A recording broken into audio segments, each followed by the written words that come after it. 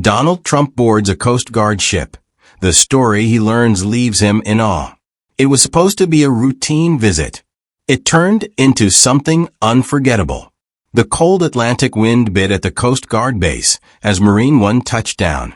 Secret Service agents stepped out first, scanning the area, before President Donald J. Trump descended the steps with his signature confidence.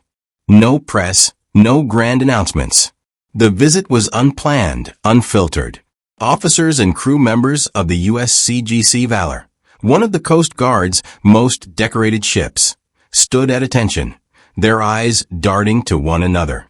A presidential visit without a motorcade of cameras? Unusual. Trump's arrival had sent a ripple through the base, but he didn't waste time with formalities. He moved with purpose, shaking hands, exchanging quick words with crew members. But something was different. He wasn't here for a speech or a publicity moment. He was here to see something. Stepping onto the Valor, he took in the ship's steel deck, the hum of machinery below, the sharp scent of salt in the air. His eyes scanned the bridge, the control panels, the mission logs.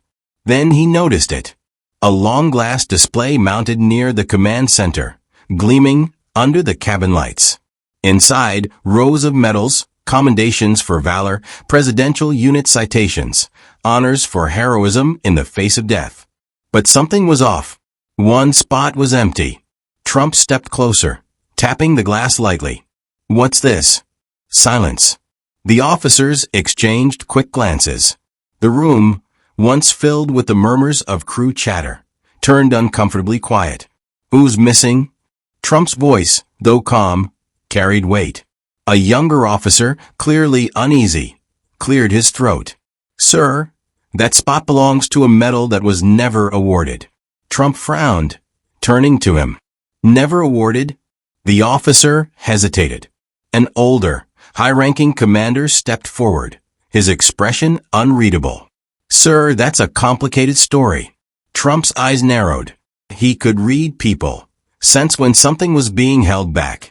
He folded his arms, waiting. The commander exhaled, glancing at the empty space behind the glass. "A hero, Mr. President. A man who saved more lives than we can count. But for reasons above our pay grade, his name was never honored." The room tensed. Trump's expression hardened. He turned back to the glass case, staring at the missing medal as if it were a silent accusation.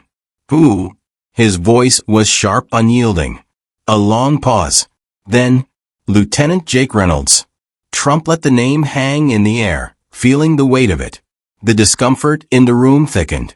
He glanced at the men around him, their silence louder than words.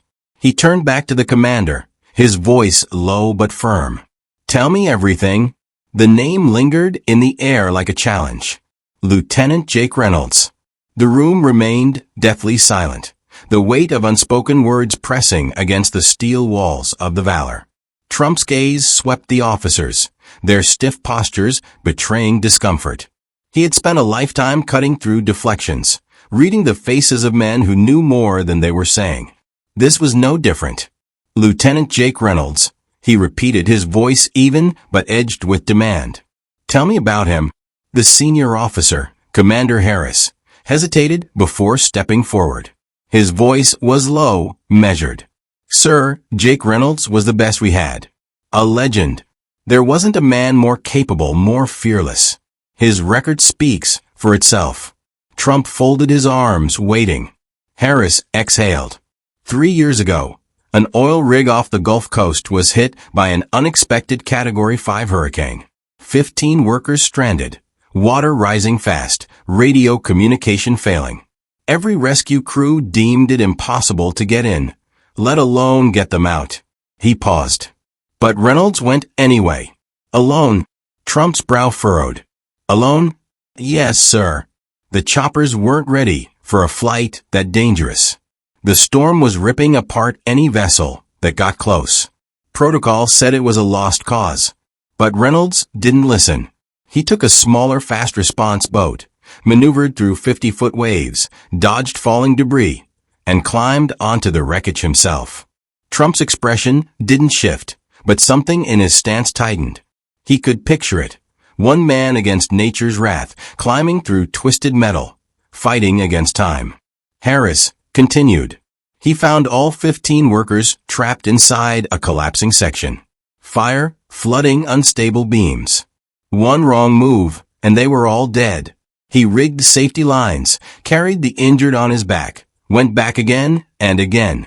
By the time backup arrived, he had already saved every last one of them. A younger officer, standing nearby, shook his head in disbelief. They say he carried the last guy out just as the rig split in half. If he had been 10 seconds later, he would have gone down with it. Trump's jaw clenched. And for that, his name should be in history books, not missing from a metal case. His voice turned sharper. So tell me, how does a hero disappear from history? Silence. Harris shifted uncomfortably, glancing at the others, before lowering his voice. Sir, there are things about that mission that no one wants to talk about. The air in the cabin thickened. Trump's eyes darkened, a storm brewing behind them. He had seen cover-ups before. He knew when a story had been scrubbed clean. Talk, he ordered. Harris hesitated only a second before leaning in. Because that rescue mission wasn't the most dangerous thing Jake Reynolds ever did. The room tensed. Trump's fingers tapped against the glass case, where the missing metal should have been. What did Jake do? His voice was razor-sharp. And why was his story erased? Harris glanced around the room, as if weighing the risk of what he was about to say. Then, voice lowered, he leaned in.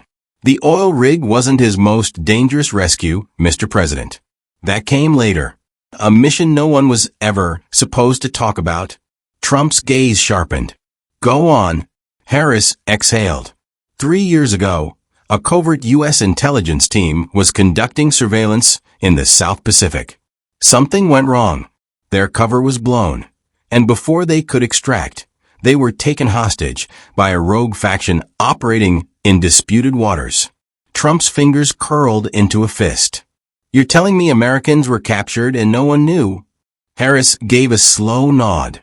It was off the books. A diplomatic nightmare waiting to happen. Officially, they didn't exist. The ship was silent, the weight of the words sinking in. Trump didn't move. The mission to save them was deemed impossible, Harris continued. Too far, too dangerous. No direct military intervention without igniting an international incident. But Jake Reynolds? He volunteered before anyone else could even process what was happening. Trump's jaw clenched. Alone?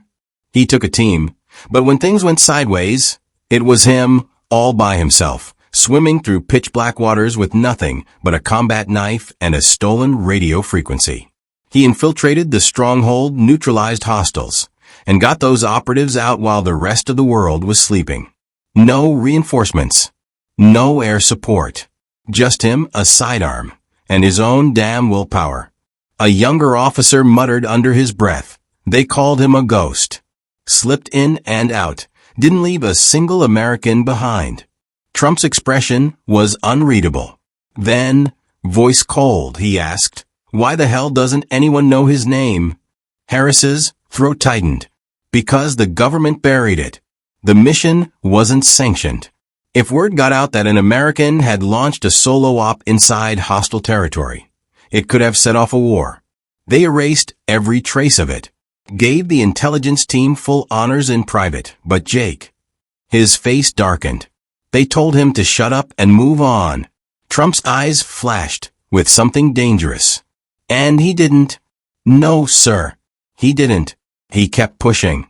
Kept demanding recognition, not for himself, but for the men who had been out there. The ones risking their lives in the dark. He wanted the truth out. Harris hesitated, then added, so they made him disappear another way. Trump leaned in, his voice like steel. They discharged him. Harris nodded. Quietly. Stripped him of everything, cut him loose, made sure he had no platform, no voice. He fought it, but eventually he gave up. Last we heard, he walked away from everything. Trump's outrage was visible now, his hands pressing against the table as he stood straighter. A man risks his life for his country, and this is how we repay him." No one answered. There was nothing to say.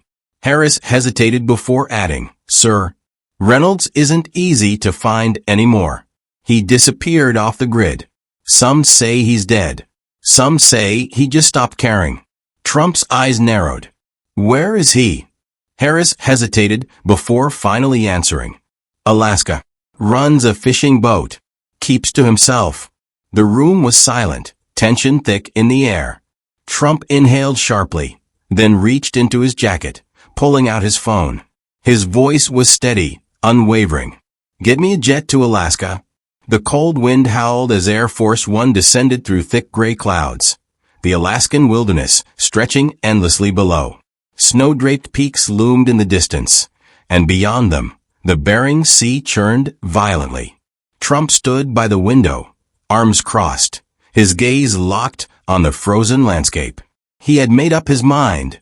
This was a mission of justice. Marine One carried him and a small team to the docks of a remote fishing village, where life moved at a slow, merciless pace. Rusted boats rocked in the harbor, thick ropes creaking against the piers. Fishermen bundled in heavy coats barely looked up as the helicopter blades whipped the snow into a frenzy. Trump stepped onto the icy wood, scanning the vessels, his breath visible in the frigid air. "Sir," an agent said, pointing toward a lone figure on a battered trawler. "That's him?"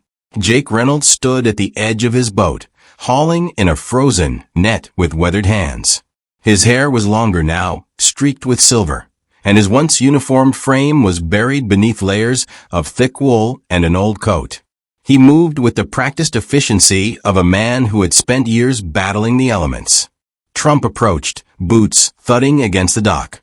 Jake barely acknowledged the presence until the last moment. When he finally turned, his eyes sharp, guarded, locked onto Trump's. The recognition was immediate, but there was no salute, no greeting. Just a cold stare. "You're a long way from Washington, Mr. President," Jake said, voice rough from years of salt air and silence. Trump didn't blink. "I've come a long way to fix something that should never have been broken." Jake exhaled sharply, shaking his head. "That's rich. The system threw me away, buried me. And now, years later, the President of the United States is standing on my dock like he gives a damn." He laughed, but there was no humor in it. "Save the speech. I stopped caring a long time ago." Trump stepped closer, his voice unwavering. "America doesn't forget its warriors. Not on my watch." Jake's jaw clenched. "You're too late. They took everything. My career, my purpose, my name. And you think a few words are going to change that?" Trump studied him for a long moment. Then, slowly, he reached into his coat and pulled out an envelope sealed with the presidential insignia. He extended it, but Jake didn't take it. "What is this?" Jake muttered. Trump's voice was firm. "It's your name. Restored. Your service record. Corrected. Your honor. Returned." Jake hesitated, staring at the envelope like it was a ghost from another life. His hands, once steady in the face of storms and bullets, trembled slightly as he reached for it. The dock was silent except for the wind and the distant crash of waves as he slowly peeled it open. His breath hitched as his eyes scanned the words. And then, his fingers tightened around the paper. Jake's breath hitched as his eyes scanned the letter, the bold official text striking like a hammer. Effective immediately, Lieutenant Jake Reynolds is reinstated with full honors. His service record restored. His name cleared. At the bottom, the unmistakable signature of President Donald J. Trump. His fingers trembled over the embossed seal of the Medal of Honor approval, his heart slamming against his ribs. This can't be real." His voice was barely above a whisper. Trump's expression didn't waver. "It's real. And it's long overdue."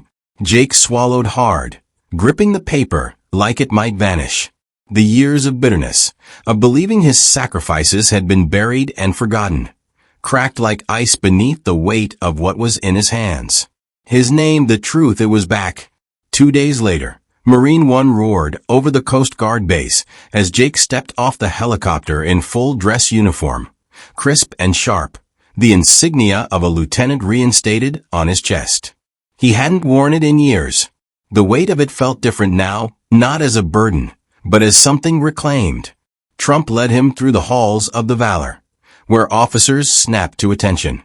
Murmurs followed them, the reality sinking in. Jake Reynolds, the ghost of the Coast Guard, had returned. As they entered the command room, the metal case with the empty spot gleamed under the lights. A silent moment passed before Trump turned to him. "Let's finish what was started." Jake stepped forward. The Medal of Honor rested in Trump's hands, gleaming, waiting for its rightful owner. The president placed it around Jake's neck. The weight of the medal wasn't just metal, it was vindication. The room filled with the sharp, unified sound of dozens of officers snapping into a salute. The men and women of the Coast Guard, those who had once spoken of him in whispers, now stood in open reverence. A lump formed in Jake's throat as he turned to Trump, his voice unsteady. "Sir, I never thought I'd matter again." Trump met his gaze, strong and steady, before clapping a firm hand on his shoulder. "America will never forget you again." The applause was deafening. The redemption of Lieutenant Jake Reynolds was complete. As the sun dipped below the horizon, casting gold over the harbor, Trump looked toward the sea and spoke with quiet conviction. "Heroes never ask for recognition, but that doesn't mean they shouldn't get it." Please click on one of the videos on your screen to watch another story celebrating the human spirit. If you enjoy meaningful stories, please subscribe to the channel so that you don't miss out on our latest uploads.